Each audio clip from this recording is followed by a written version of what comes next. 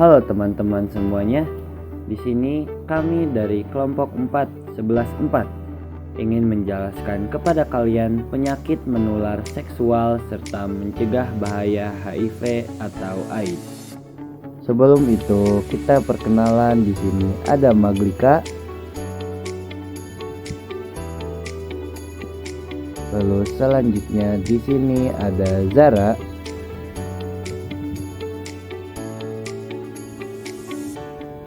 Setelah Zara, di sini kita melihat Nisa. Setelah Nisa, di sini ada Denis. Dan setelah Denis, di sini ada Devi. Dan yang terakhir yaitu Ibnu. Langsung masuk saja ke bagian-bagian materi. Isi pembahasan PMS atau penyakit menular seksual. Yang pertama ada pengertian penyakit menular seksual atau PMS.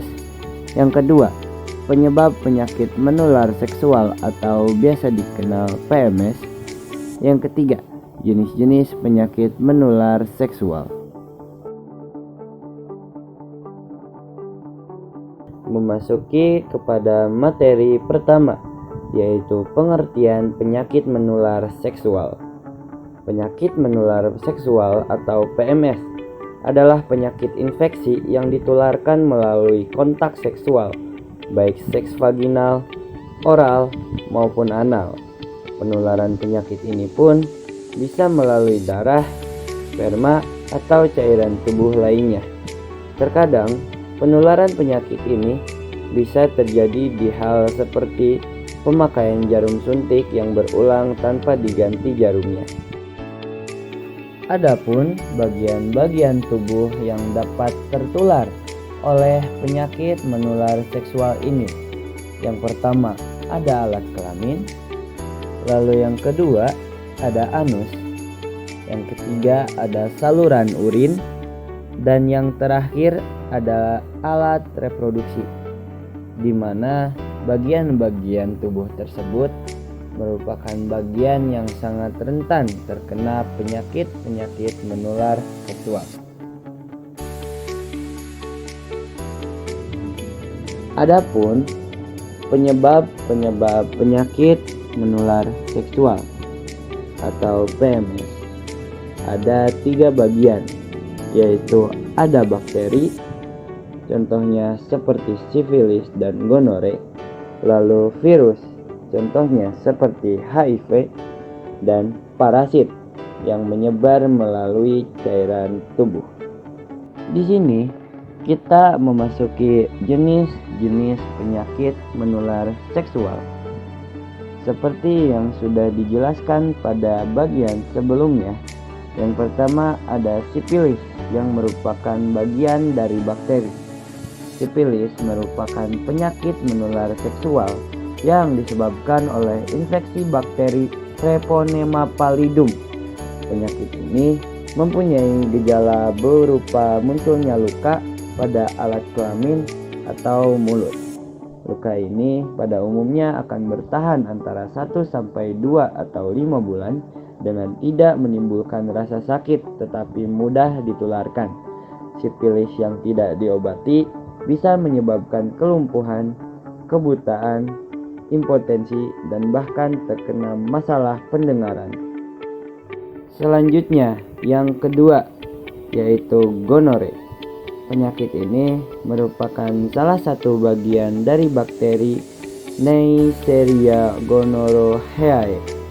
Nah, gonore juga dikenal dengan kencing nanah karena menyebabkan keluarnya cairan saat buang air kecil yang menyebabkan rasa nyeri pada penis ataupun vagina, di mana gonore ini biasanya terjadi pada orang yang sering gonta-ganti pasangan ketika sedang berhubungan seks. Dan berikut jenis-jenis penyakit menular seksual yang terakhir adalah HIV. HIV merupakan virus human immunodeficiency yang tersebar melalui cairan tubuh dan menyerang sistem kekebalan tubuh. Pada tahap awal, HIV memang tidak akan menunjukkan gejalanya karena virus akan tertidur sementara waktu. Virus ini akan menunggu sang pengidap mempunyai sistem imun yang lemah sehingga dapat berkembang menjadi penyakit Acquired Immunodeficiency Syndrome ataupun AIDS, di mana AIDS adalah penyakit yang mematikan. Masuk ke dalam isi pembahasan HIV atau AIDS. Yang pertama ada pengertian dan penyebab HIV atau AIDS. Yang kedua ada faktor dan risiko HIV atau AIDS. Yang ketiga ada diagnosis dan komplikasi HIV atau AIDS.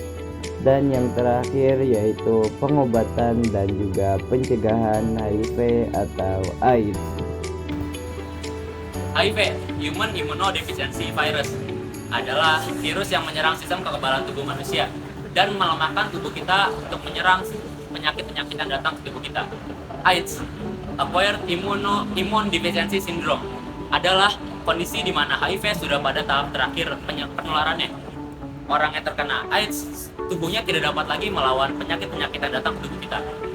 Orang yang terkena HIV belum tentu tertular AIDS, tetapi orang yang tertular AIDS sudah pasti dirinya terinfeksi HIV. Orang yang pertama adalah orang yang melakukan hubungan intim dengan tidak memakai pengaman, baik itu homoseksual atau heteroseksual. Orang yang kedua adalah orang yang melakukan tindik dan orang yang sering menggunakan tato. Orang yang ketiga yaitu orang yang terinfeksi penyakit seksual lain. Dan orang yang keempat adalah orang yang melakukan hubungan intim dengan cara menggunakan narkotika suntik. Di negara Indonesia ini, penyebaran dan penularan HIV banyak disebabkan oleh hubungan intim yang tidak aman, serta penggunaan jarum suntik yang tidak steril secara bergantian saat mengonsumsi narkoba. Setiap orang yang terinfeksi HIV dapat menularkannya kepada orang lain, bahkan sejak beberapa minggu dia terkena HIV. Semua orang beresiko terkena HIV. Ada juga gejala HIV atau AIDS, yaitu dibagi menjadi 3 bagian. Bagian pertama, tidak menimbulkan gejala apapun selama bertahun-tahun.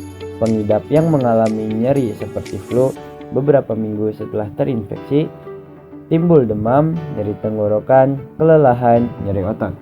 Bagian kedua, tidak mengalami gejala lebih selama bertahun-tahun. Virus terus menyebar dan merusak sistem imun tubuh, berlangsung hingga 10 tahun hingga lebih.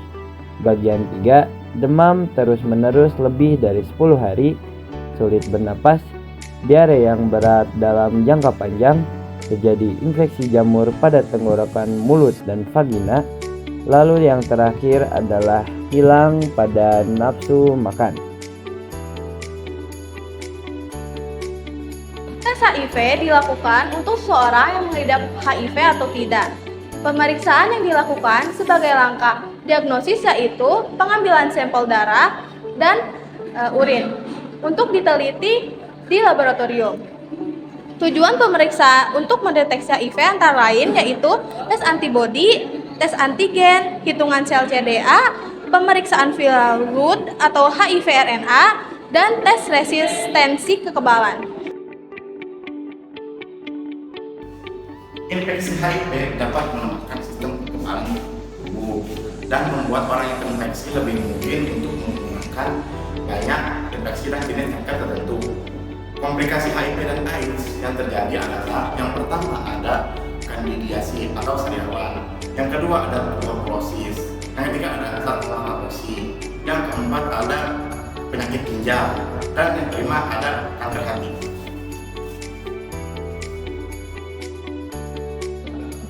Meskipun saat ini belum ada obat yang menyembuhkan HIV, tetapi ada jenis obat yang dapat memperlambat perkembangan virus. Jenis obat ini disebut antiretroviral atau ARV. ARV bekerja dengan menghilangkan unsur yang dibutuhkan virus HIV untuk mengadakan diri dan mencegah virus HIV menghancurkan sel CD4. Jenis obat ARV memiliki beberapa varian, antara lain etravirin, efavirenz, lamivudin, zidovudin, dan juga nirepanin. Ada berbagai upaya yang dapat dilakukan untuk menghindari penularan HIV dan AIDS. Antara lain, gunakan pengaman yang baru saat berhubungan intim. Yang kedua, hindari berhubungan intim lebih dari satu pasangan. Yang ketiga, berbicara jujur kepada pasangan apabila mempunyai penyakit HIV agar pasangan dapat melakukan tes HIV.